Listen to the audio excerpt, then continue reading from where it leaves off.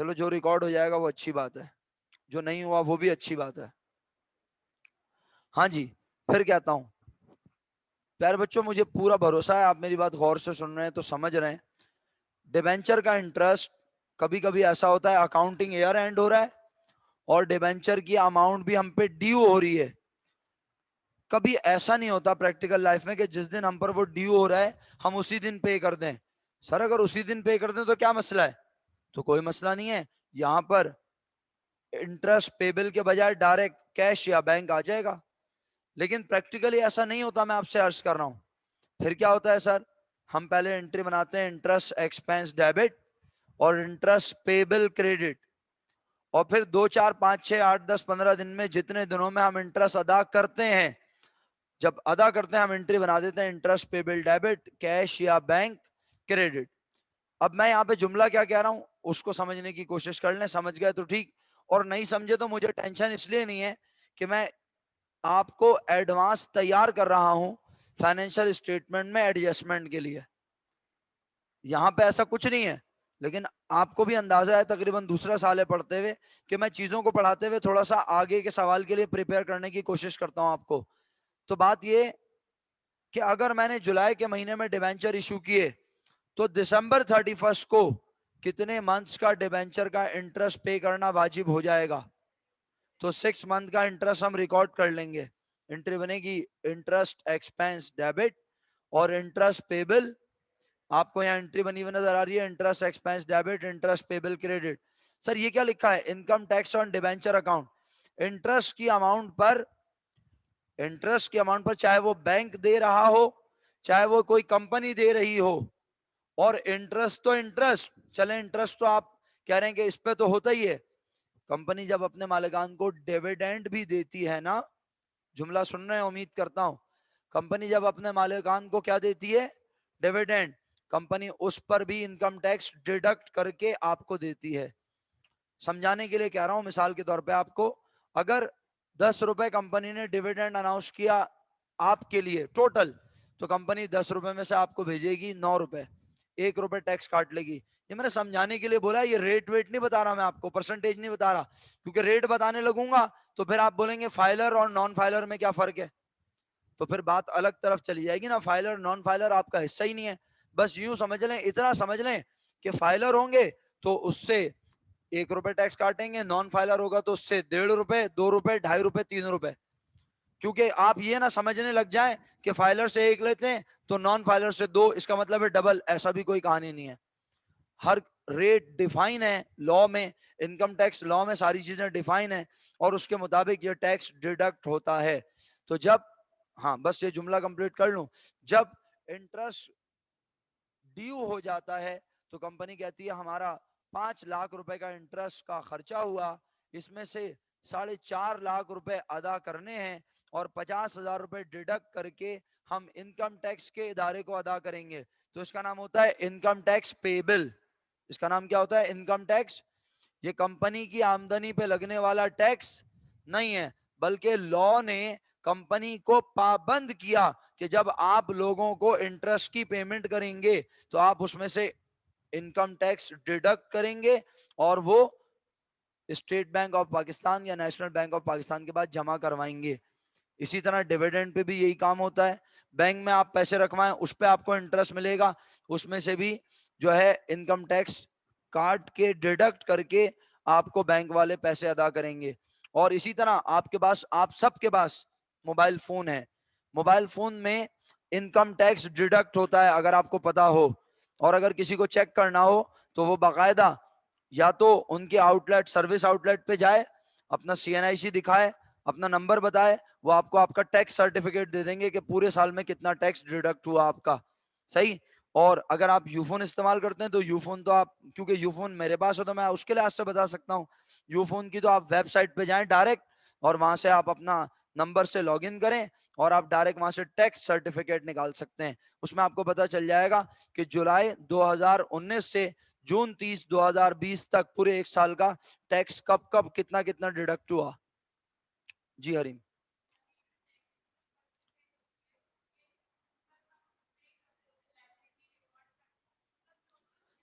Exactly बिल्कुल, क्योंकि tax जो है वो हर साल चेंज होता है हमारे मुल्क में, है ना। लॉ है, इनकम टैक्स का लॉ हर साल एडिट होता है, अमेंडमेंट होती है।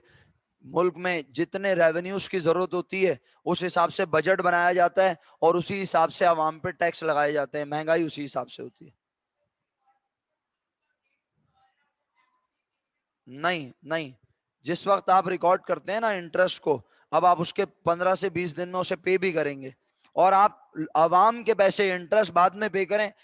अब टैक्स आपने अगर रिकॉर्ड कर लिया तो अब आप उसको पे कर दें, सही है। यानी आप बेशक ये वाली अमाउंट इंटरेस्ट पेबल 25 दिन के बाद अदा कर दें, लेकिन इनकम टैक्स आप 2 4 5 दिन में अदा कर दें, ठीक है। क्योंकि आप पर इनकम टैक्स अपनी बुक्स में रिकॉर्ड कर लिया तो अदा करना वाजिब हो गया, आप अदा कर दें इसे। और आमतौर पे कोशिश करते हैं कि दोनों चीजों को जल्दी पे किया जाए, यानी ये नहीं करते कि बहुत ज्यादा गैप से पे किया जाए।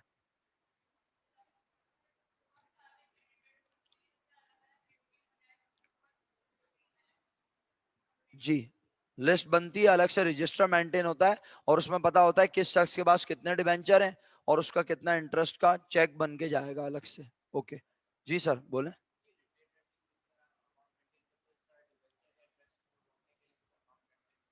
नहीं, डिबेंचर का इंटरेस्ट, अली का सवाल अच्छा है, आप में से कोई जवाब देगा तो मुझे बहुत अच्छा लगेगा। अली जरा सवाल दोबारा जोर से बोलिएगा प्लीज।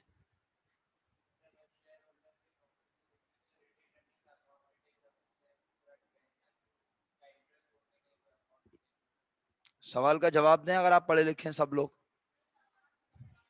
आवाज नहीं आ रही, कह रहे हैं जिस तरह, ऑनलाइन वाले भी जवाब दे सकते हैं अगर देना चाहें। सही है, मैं बता रहा हूं उनका, अली का सवाल। जिस तरह शेयर होल्डर के मुनाफे को देने के लिए हम मुनाफा एक जगह रोक लेते हैं, रख लेते हैं, कहां पर बोलो, रिटेन अर्निंग। इसी तरह डिबेंचर होल्डर के इंटरेस्ट को देने के लिए हम उसे कहीं पर रखते हैं या होल्ड करते हैं, रिटेन अर्निंग में रोकते हैं। सोच लो, सोच लो, शाबाश। जी बाकी लोग बताएंगे। अब तो आवाज आ गई ना भाई, सब आवाज आ गई बेटे।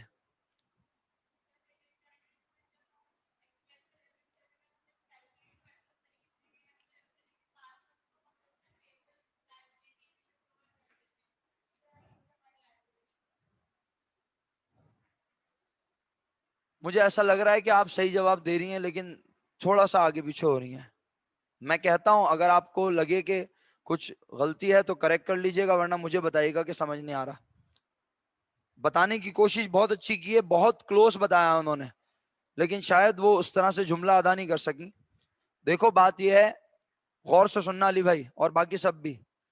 बेटा डिविडेंड जो है ना, वो जब कंपनी को प्रॉफिट हो जाता है और उस प्रॉफिट को उठा के कहां रख देते हैं, बोलो, रिटेन अर्निंग में, तो उसमें से निकाल के दिया जाता है। कल हमने आपको शायद ये पढ़ाया भी था, कोई डिफरेंस पढ़ा रहे थे, चार्ज, हाँ वो बात भी है, वो बात भी है, लेकिन अभी अली के सवाल के जवाब देने की कोशिश कर रहा हूं ना। कल मैंने आपको पढ़ाया था, मुझे याद पड़ रहा है, डिफरेंस। उसमें कहा था कि एक चीज चार्ज होती है रिटेन अर्निंग से, डिविडेंड चार्ज होता है रिटेन अर्निंग से, यानी चार्ज नहीं बल्कि डिविडेंड एप्रोप्रिएट होता है, रिटेन अर्निंग से निकल के जाता है, जबकि इंटरेस्ट जो है वो चार्ज होता है अगेंस्ट प्रॉफिट एंड लॉस। तो अब मैं उस जुमले को और क्लियर करने की कोशिश करता हूं। डिविडेंड रिटेन अर्निंग में से निकाल कर दिया जाता है, वो कंपनी के नेट प्रॉफिट को कम नहीं करता, बल्कि रिटेन्ड अर्निंग, जो अर्निंग्स रोक के रखी हुई है, उसे कम करता है। जबकि इंटरेस्ट एक्सपेंस हमारे प्रॉफिट को कैलकुलेट करते हुए उसके अगेंस्ट चार्ज होता है। आप अपना नेट प्रॉफिट कैलकुलेट करते हुए इंटरेस्ट को एक्सपेंस समझते हुए क्या कर देते हैं, माइनस ग्रॉस प्रॉफिट में से, ऑपरेटिंग एक्सपेंस में से। तो आपका नेट प्रॉफिट आता ही इंटरेस्ट एक्सपेंस माइनस होने के बाद है। इसका मतलब है इंटरेस्ट की अमाउंट कहीं रखते नहीं है, वो हमारे एक्सपेंस को रिकॉर्ड कर लेते हैं, वो हमारे नेट प्रॉफिट को कम कर चुका होता है, और वो हमारे पास एज अ लाइबिलिटी लिखा हुआ होता है। जब हम पे करते हैं तो लाइबिलिटी कम हो जाती है। यही कहने की कोशिश कर रही थी आप, एक्सपेंस एंड रेवेन्यू समरी आपने कहा था ना, तो इसलिए मुझे लगा, लेकिन मेरी बात समझ आई। ओके, अच्छा जी।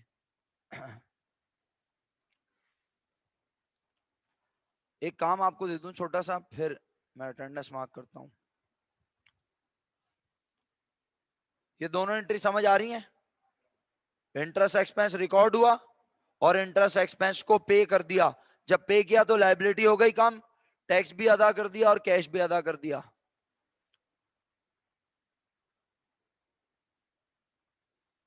डिबेंचर कन्वर्जन आपको समझाने की जरूरत नहीं है, आप चैंपियन है इसमें।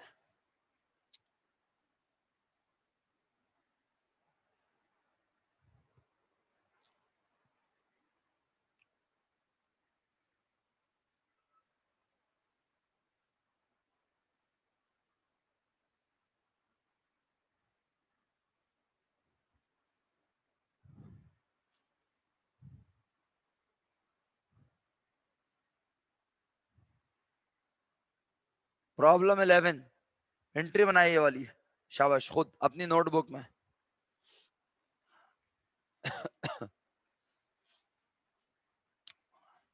इसकी एंट्री बनाइए शाबाश अपनी नोटबुक में लिख कर, सब बच्चे। इतनी देर मैं अटेंडेंस में मार्क कर रहा हूँ और आप लिख कर एंट्री बना रहे हैं सब बच्चे, ऑनलाइन वाले भी बच्चों। इसकी एंट्री बनाइए लिख कर मेरे बच्चों। चलिए अटेंडेंस भी मार्क कर रहा हूँ, साथ साथ अटेंडेंस मार्क करवाते रहिएगा। जो बच्चा अटेंडेंस लिख के नहीं भेजेगा मेरे कहने पर तो वो एब्सेंट मार्क हो जाएगा, सही है, फिर मैं जिम्मेदार नहीं हूँ। आजिम शौकत, एहसन अली, एहसन मोमिन, अलिफिया, आलियान, हमसल, अंजिया अब्दुल करीम, अंजिया सलीम,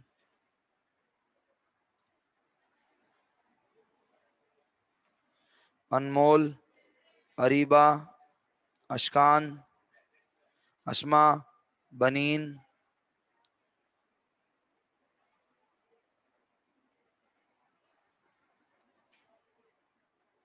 बिस्मा, फरवा, हफ्सा,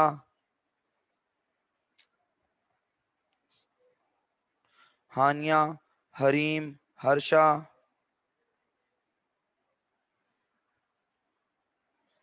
हानिया तो एब्सेंट ही रहती है, कोई इलाज नहीं है।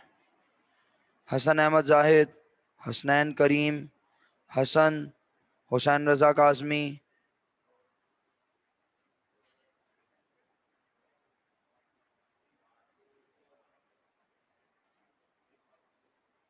हुजैफा, इलियान, इंसिया, इस्माइल, लकी जुबैर,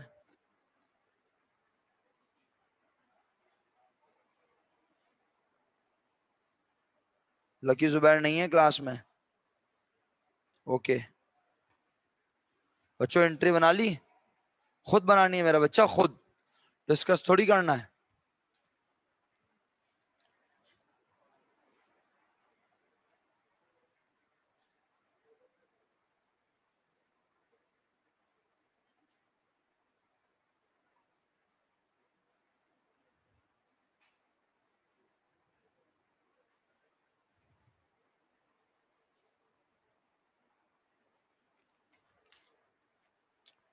महावसीम,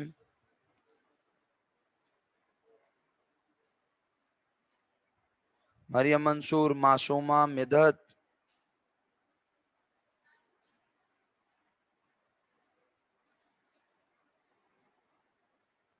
मुफद्दल,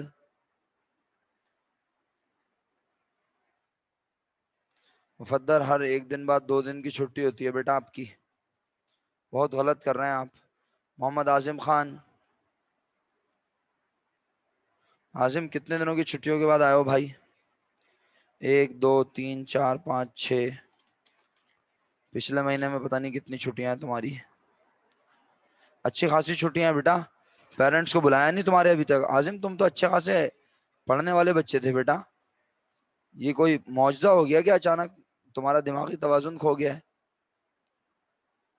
अच्छे खासे मौजब पढ़ने वाले अच्छे बच्चे थे, क्या हुआ है? रेगुलर क्लासेस क्यों नहीं ले रहे हो? जरा आप मुझसे बात कर लीजिएगा प्लीज जब आपके पास वक्त हो, वरना मैंने अगर बात करनी शुरू की तो मसला हो जाएगा। मोहम्मद अली रजा, मोहम्मद अरीब खान, मोहम्मद हासिन साहब नहीं आते। मुनीबा जावेद, नाहिल, नाहिल कल क्लास नहीं ली ना। नूरुल हुदा, नुसरत जहरा,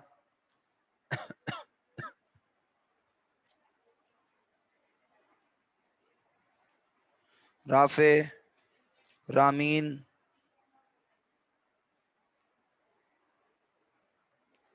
सबा सिकंदर, सलमान हुसैन, समरा,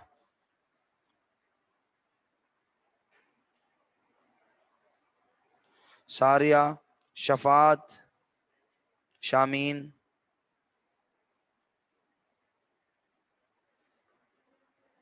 सारिया भी नहीं है क्लास में। जुहेब, तंजील परवेज, यशल, युसरा, जोया। ओके जी, बहुत शुक्रिया। बना ली? नहीं बनाई? क्यों?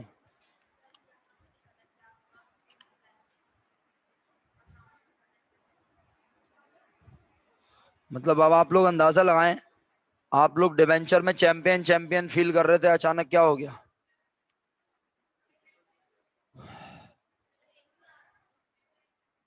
पढ़िए क्या लिखा हुआ है। Journal entries for the above transaction, journal entries बनानी है ऊपर दी गई ट्रांजैक्शन की।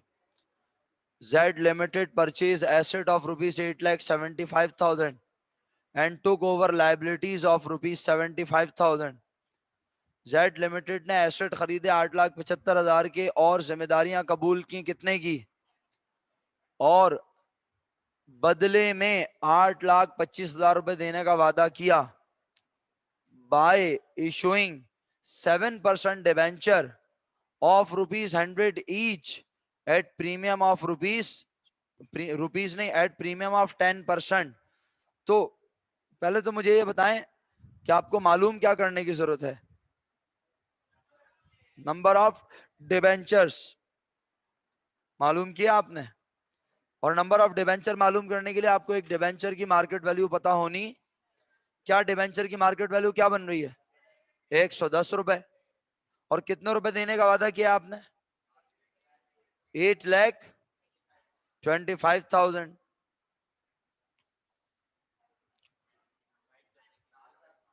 8,25,000 रुपए देने का वादा किया है। तो डिवेंचर कितने बन रहे हैं भाई? 7,500। तो 7,500 के हिसाब से 7,50,000 के डिवेंचर बनेंगे और बाकी प्रीमियम होगा।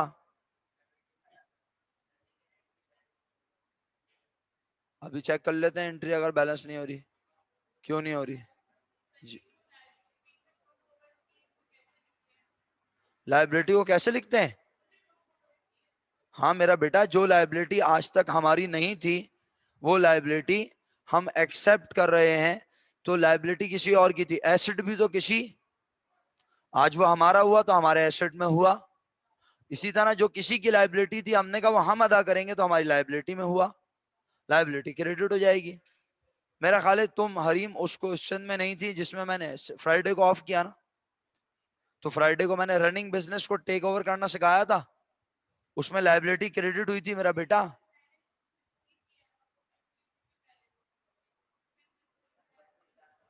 हाँ तो वो क्यों है? कॉमन सेंस की बात है। अगर आप गौर से देखें क्या, कहाँ गया सवाल?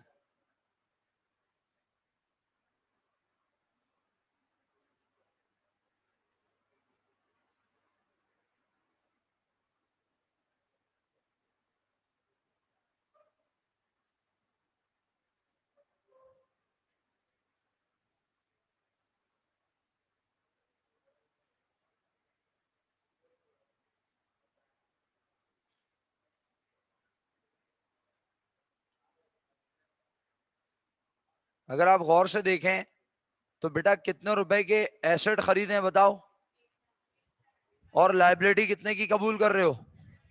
तो 8 लाख देखो बहुत सिंपल बात करता हूं, मुश्किल बात करने की आदत नहीं है। 8,75,000 रुपए के एसेट लिए और कुछ नहीं लिया तो बदले में देने भी चाहिए, बोलो। लेकिन आज मैंने 8,75,000 के एसेट लिया और सामने वाले की जिम्मेदारी को कबूल कर लिया, जो जिम्मेदारी सामने वाले को खुद अदा करनी चाहिए थी मैंने कहा मैं अदा करूंगा, तो इसका मतलब है कितने पैसे उसके बिहाफ पे मैं पे करूंगा बताओ। तो 8,75,000 माइनस 75,000, इसका मतलब है मैंने एसेट कितने रुपए के टेक ओवर किए। आवाज ही नहीं आई। जोएब भाई समझ में नहीं आ रहा तो बोलें, मत देखें आग लग जाएगी बोर्ड पे, आप मेरी बात पे गौर करें। कितने रुपए के एसेट लिए वैसे? 8,75,000 के। मैं कह रहा हूं अगर आप 8,75,000 के एसेट ही लेते तो आप बदले में कितने रुपए देने के पाबंद थे? 8,75,000 एग्री, लेकिन आपने सामने वाले की लाइबिलिटी को भी कबूल किया। कितने रुपए लाइबिलिटी कबूल की? इसका मतलब है वो 75,000 अगर वो पे करता तो उसका मसला था, आपने कहा मैं पे कर दूंगा, तो अब आप उससे 8,75,000 के एसेट लेकर 75,000 की उसकी लाइबिलिटी कबूल कर रहे हैं। इसका मतलब है नेट जो आपने सामने वाले से चीज ली वो कितने की ली? 8,00,000 रुपीस की, क्योंकि आपने उसकी लाइबिलिटी को एक्सेप्ट कर लिया है। तो अब 8,00,000 रुपीस बदले में देने, लेकिन आप कितने दे रहे हैं जरा देखिएगा, नजर आ रहा है लिखा हुआ बोर्ड पर? 8,25,000 पे कर रहे हैं आप, तो कितने रुपए ज्यादा पे कर रहे हैं? इसका मतलब है सामने वाले के एसेट्स को टेक ओवर करने पर आपको फायदा हो रहा है। कोई ऐसी चीज है जो आप उसको ज्यादा पैसे देने के लिए तैयार हैं। आप सामने वाले से चीज ले रहे हैं 8 लाख की और आप उसे पैसे दे रहे हैं 8 लाख। इसका मतलब है सामने वाले के एसेट्स आपके लिए अहमियत रखते हैं। सामने वाला अपनी चीज ज्यादा पैसे आपसे इसीलिए मांग रहा है। तो 25,000 रुपए इन्वॉल्व हुई है goodwill, goodwill of that business जिसको आप टेक ओवर कर रहे हैं। तो आपने किसी बिजनेस के एसेट को टेक ओवर किया, लाइबिलिटी को टेक ओवर किया, और अगर आप उसे कम पैसे देते तो वो होता कैपिटल रिजर्व।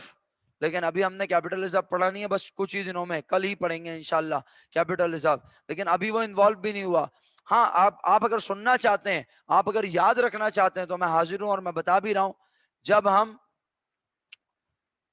अल्लाह करे आप मेरी बात को ध्यान से ही सुने, जब हम किसी कंपनी से एसेट और लाइबिलिटी, किसी बिजनेस के एसेट और लाइबिलिटी को टेक ओवर करें और हम जितने की चीजें ले रहे हैं उससे ज्यादा पैसे दें, तो यकीनन उस बिजनेस की क्या है? गुडविल। और जब हम उसे कम पैसे दें तो फिर हम कहेंगे हमें क्या हो रहा है? आवाज नहीं आ रही। उस फायदे को कहते हैं कैपिटल रिजर्व। उस फायदे को कहते हैं कैपिटल रिजर्व, यानी वो ऐसा फायदा है जो मालिकान में बांटा नहीं जाता, उस कैपिटल, उसको कैपिटल रिजर्व के नाम से रखा जाता है। और कल कैपिटल रिजर्व के बारे में इंशाल्लाह डिटेल में आपको बताऊंगा। वापस आइए और इसको कंप्लीट कीजिए जल्दी से, देख के बताएं कि 8,75,000 रुपए के एसेट्स, 75,000 की लाइबिलिटी, और कितने रुपए देने का प्रॉमिस किया? 8,25,000। इसका मतलब है 25,000 रुपीज की क्या चीज हो गई? गुडविल। एंट्री तो समझ में आ गई। और 8,25,000 रुपए देने का प्रॉमिस किया है तो उसे क्या कहते हैं? Vendor payable. फिर वेंडर पेबिल को खत्म किया, वेंडर पेबिल डेबिट। और कितने डिवेंचर दे रहे हो? अल्हम्दुलिल्लाह ये तो आपने बता ही दिया था सही मुझे, 7,500 डिवेंचर। 7,500 डिवेंचर दिए, 7,50,000 रुपए अदा हो गए। और एक डिवेंचर पर कितने रुपए प्रीमियम था बोलो? अच्छा, नहीं नहीं, सन्ड्री लिखना जरूरी नहीं है अस्मा, अगर आप चाहें तो सिर्फ एसेट्स लिख सकती हैं। ठीक है, एसेट का नाम दिया हो तो एसेट का नाम लिख दो, सन्ड्री एसेट्स, अदर एसेट या एसेट एक ही बात है। ओके। और premium on issue of debenture आ गया 7,500 मल्टीप्लाई बाय 10, 75,000 रुपए। अगर आप इस एंट्री में कंफ्यूज हैं तो बिला झिझक पूछ लें, मैं एक बार दोबारा समझा सकता हूं। और 7,000 डिबेंचर्स के तादाद है, वो ऐसे आई मेरा बेटा कि आपने कहा कितने रुपए देने हैं बताओ, और कितने रुपए वाला डिबेंचर दोगी, और एक डिबेंचर पे क्या शामिल होगा? प्रीमियम। कितने परसेंट? तो 100 रुपए का डिबेंचर, 10% प्रीमियम, कितने का बना बोलो? एक डिबेंचर की बात कर रहा हूं, 100 रुपए का डिबेंचर, उस पर 10% प्रीमियम। 100 रुपए का 10% निकाल लो अगर नहीं नहीं पता तो। बेटा 100 रुपए का 10% मेरा बच्चा 10 रुपए होता है, चेक कर लो। आप कैलकुलेटर है आपके पास? क्यों नहीं चला रही हो उसको? चलाने में क्या मुजायका है? सीखने आई हो ना, तो कर लो काम। 100 रुपए का 10%, 10 रुपए। इसका मतलब है 100 रुपए का डिवेंचर 100 रुपए में नहीं दिया, 110 रुपए में कह के दिया। तो आप 8,25,000 को 110 से डिवाइड करो, आपको ये जवाब मिल जाएगा। करो तो सही है काम, कैलकुलेटर पे करोगी तो पता चलेगा जी। हाँ बेटा, क्योंकि एक से ज्यादा चीजें हैं ना, एसेट भी और लायबिलिटी भी है। एक एसेट होता तो शायद मैं आपसे कहता कि आप बेशक लिख लें। सही है, ओके। अब इसमें और कुछ बचा है चैप्टर में, जरा देख लें।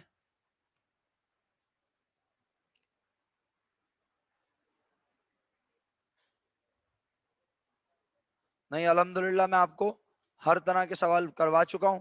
कल रिजर्व्स एंड फंड्स शुरू कर देंगे इंशाल्लाह, disposal of net income.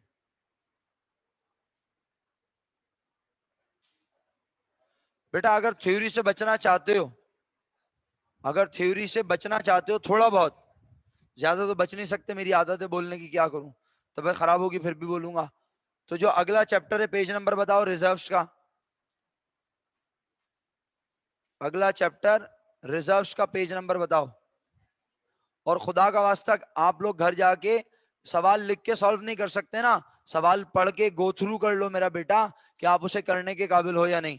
Reserves disposal of net income के चैप्टर का पेज नंबर है 271। इस पर पेट भर के थ्योरी लिखी हुई है पहले पेज पे। अगर चाहते हो कि मैं कम से कम बोलूं कल, तो इसको पढ़ के आओ, मैं तुमसे पूछ लूंगा, तुम बता देना, वरना मैं अपने तौर पर बताने की कोशिश करूंगा। आज के लिए इतना काफी। बहुत शुक्रिया आपका इतने सब्र तहम्मुल से मुझे सुनने के लिए।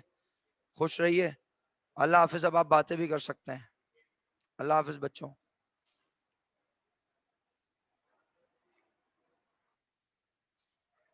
अल्लाह हाफिज टू ऑल।